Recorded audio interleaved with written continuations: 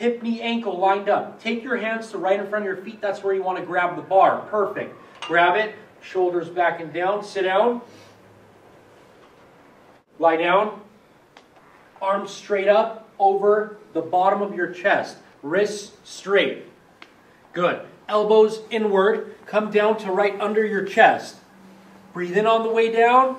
Blow out on the way up. Keep your shoulders down. Perfect. You see those triceps working? They're getting killed right now. Shaking. Lock it out. Good. Go down as far as you can go till that barbell touches right under your chest and lock it out. His wrists are straight. He's not moving around. Head is straight. Looking straight up.